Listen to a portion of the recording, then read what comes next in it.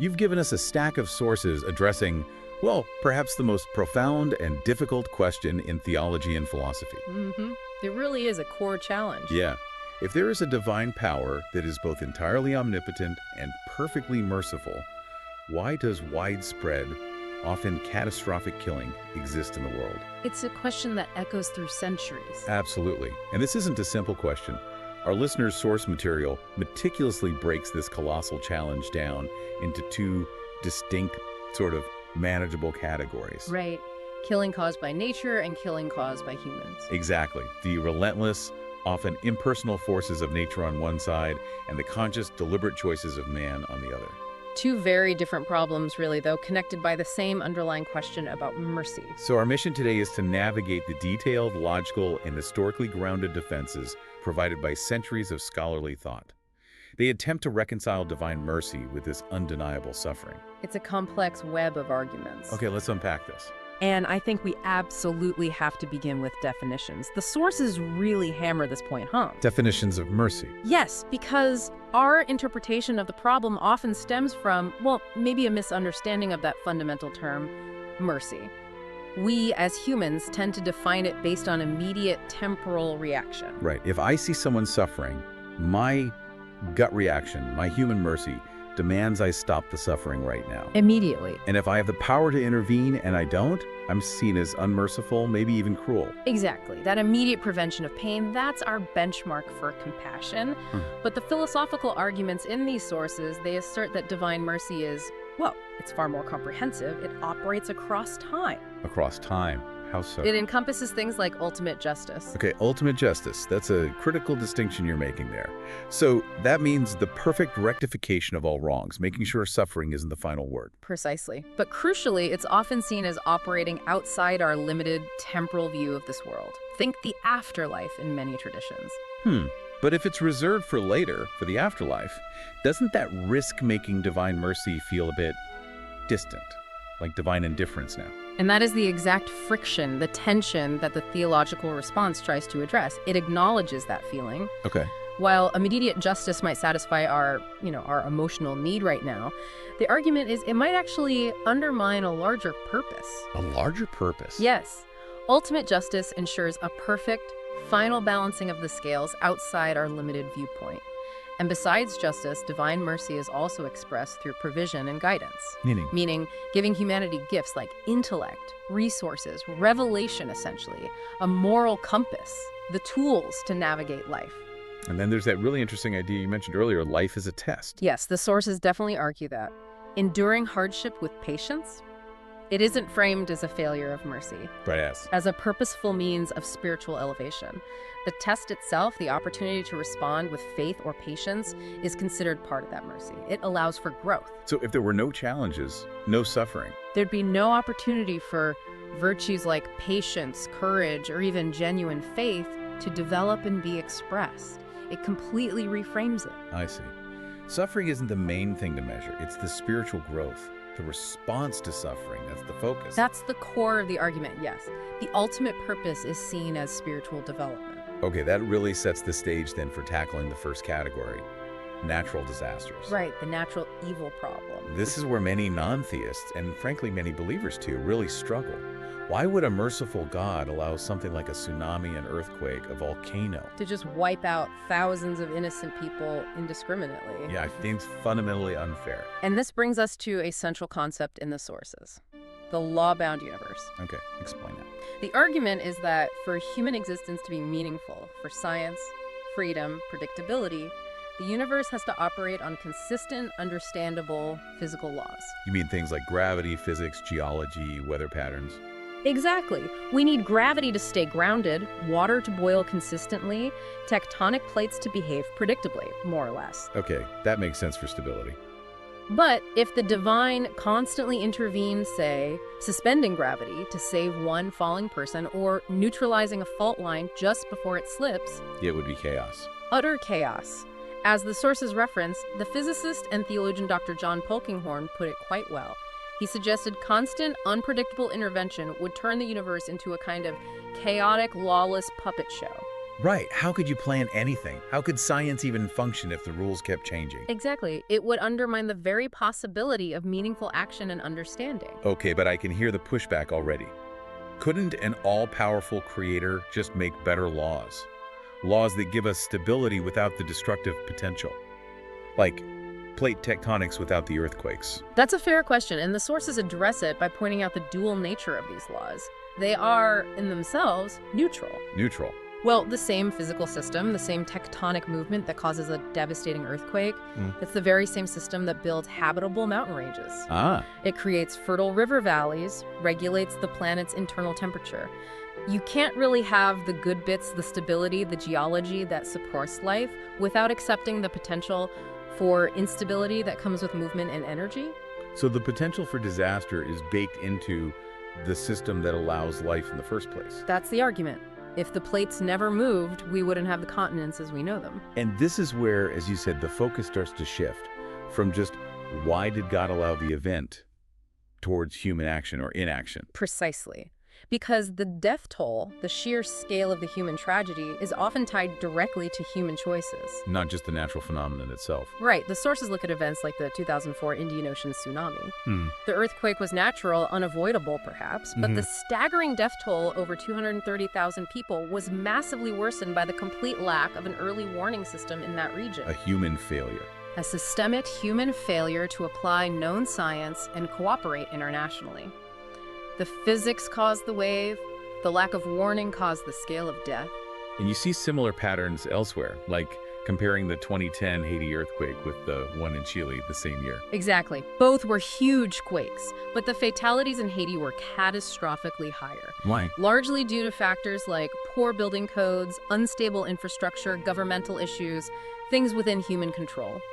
Chile, with its stricter codes and better infrastructure, fared much, much better structurally. So the question changes. It really does. It shifts from why did God allow the ground to shake to why did humanity, given reason, science, and resources, fail to prepare? Fail to use those God-given gifts, essentially. That's how the argument frames it. The responsibility for the scale of the disaster often lands squarely on human choices and systems. And there's one more layer here, isn't there? The response to disasters. Yes. It's often overlooked. These terrible events frequently trigger incredible outpourings of human compassion, solidarity, and global aid. People helping people. Exactly. The sources suggest this response, this activation of empathy and action mercy working through humanity is also part of the test, part of the picture. The suffering creates the challenge, but also the opportunity for profound moral action. Yes, precisely. Which actually leads us quite naturally into the second category, the one that often feels even harder to reconcile. Man-made killings. Moral evil, wars, genocide, terrorism, intentional violence. Yeah. This one hits differently. If God can influence hearts, provide guidance, why not just make the violent choose mercy? Why allow space for the Hitlers, the Stalins, the Pol Pots? And the theological answer, presented consistently in these sources, comes down to one core concept: free will. The big one. The ultimate defense, if you will, against this problem of moral evil. The argument is, without the genuine capacity to choose evil, there's no real meaning in choosing good.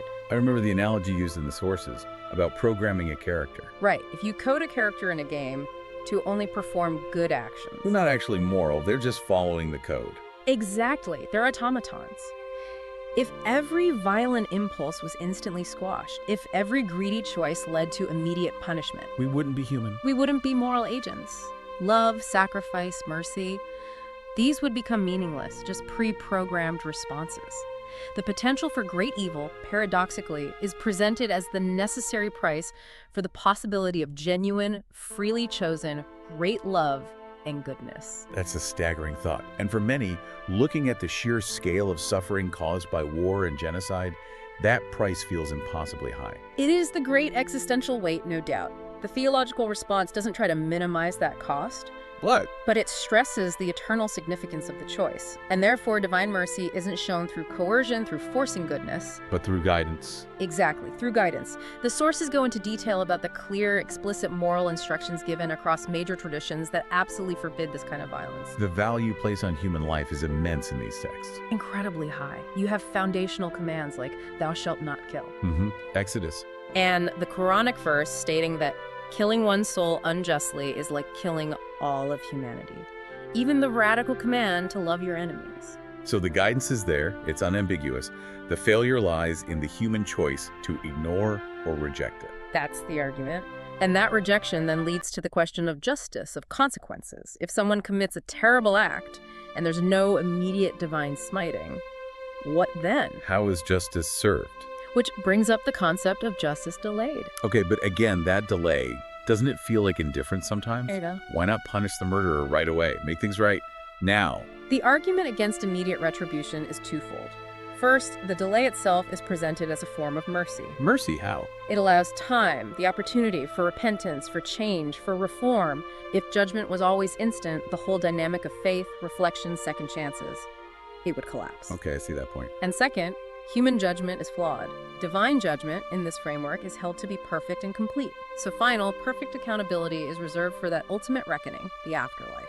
Ensuring both the perpetrator and the victim receive absolute justice, eventually, even if earthly systems fail. Correct. Independent of the failures or limitations of human courts. And mirroring the natural disaster point, there's a human response element here too, isn't there? Trying to build better systems. Absolutely. Humanity's response to the horrors of, say, the 20th century wasn't just despair.